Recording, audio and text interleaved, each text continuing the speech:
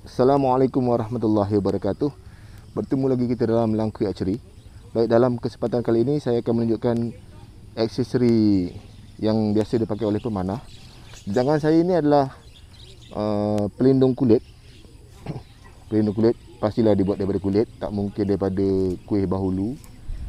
Jadi pelindung kulit ini dipakai di tangan untuk mengelakkan kecederaan semasa memanah. Kenapa? Apabila pemanah-pemanah baru ni biasanya semasa mereka melepaskan string, tali itu akan menyebat lengan. Tali itu akan menyebat lengan. Hal ini berpunca kerana cara genggaman. Genggaman di busur. Di busur itu tidak tepat. Maka menyebabkan apabila tali dilepaskan, tali itu akan menyebat tangan. Kerana itu pentingnya belajar. Dan di dalam rukun panah yang pertama itu ditekankan rukun yang pertama adalah qabdah, iaitu menggenggam. Baik, kita balik semula kepada aksesori ini. Cuma kali ini aksesori ini ditempah dengan logo kelab kami di sini. Cantik, saya pun suka tengok benda ni. Inilah hasil kulit ditanam dengan ni besi besi. Ditempah dan dibuat oleh kawan kami, Rian Rinaldi. Kawan saya berasal dari Bandung, Indonesia. Jadi cara pakainya cukup masukkan. Seperti ini.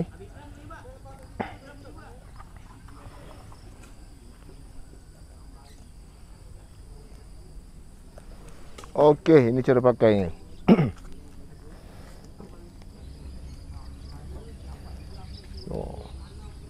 Dia macam zaman-zaman Ertugrul. Dan kalau kawan-kawan ada yang berhajat nak jadi wrestler, bolehlah pakai ni atau gelanggang lawan dengan The Rock. Okey, ini untuk melindungi tangan daripada terkena string. Dan satu lagi yang menarik perhatian saya adalah teng-teng. Okey, ni dia. Satu lagi barangan kulit. Pertama kita cerita masalah quiver tu. Ni ada quiver ya. Dengan hasil cetakan tangan. Produk ini tidak menggunakan mesin jahit, dijahit menggunakan tangan. 100% manual. Letak besi. Quiver ini mengandungi 2 slot. Kainnya tebal.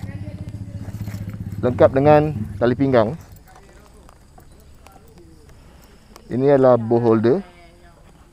Jadi apabila kita lepas memanah, kita boleh selitkan busur kita di sini. Jadi kita tak perlu letak busur kita ke mana-mana, dia sentiasa di pinggang. Ya, ini. Kalau kita perhatikan kenapa pemanah-pemanah tradisional sering menggunakan aksesori.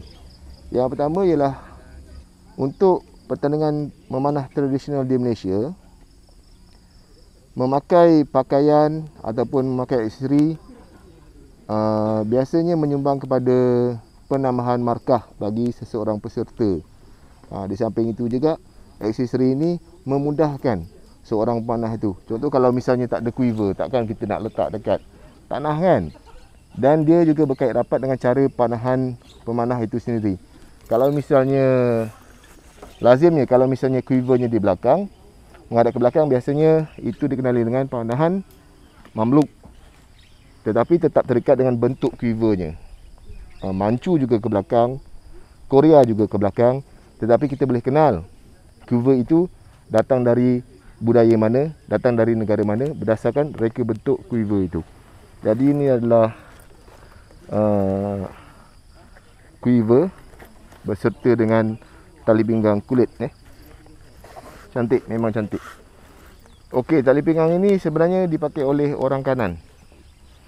Sebab kawan saya itu kanan. Jadi kalau dia pakai tali pinggang ini, dia akan menghadap ke sini. Dia buat lebih kurang style Scythian. Kalau ke bawah sedikit, seperti gaya Seljuk. Tapi kalau dipakai oleh orang kidal seperti saya, secara otomatis dia akan berada di belakang ini, seperti gaya mamluk. Okey, sangat cantik. Dan bercakap tentang arrow, ini adalah arrow natural, bukan daripada carbon.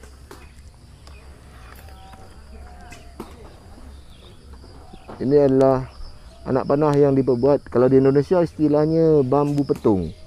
Kalau kita di Malaysia dipanggil dengan buluh betung. Ini sangat cantik. Arrow ini dibuat oleh Abdul Majid. Saya akan sertakan sekali Facebooknya nanti. Abdul Majid. Ini tertulis nama kawan saya. Dengan menggunakan bulu lebih kurang 5 inci. Cantik. Dan lazimnya untuk buluh itu, anak panahnya memang keras, spine keras. Ini saya rasa sekitar 400 atau 500 spine. Ya, 400 ataupun 500. Panjangnya lebih kurang 30 inci. Cantik. Sama ada kita nak pakai untuk latihan ataupun kita nak pakai sebagai perhiasan di ruang tamu. Cantik.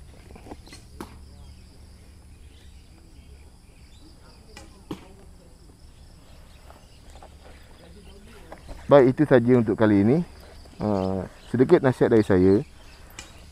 Ada yang di antara kita tu berminat untuk mendapatkan barang-barang yang cantik. Tak apa, alhamdulillah.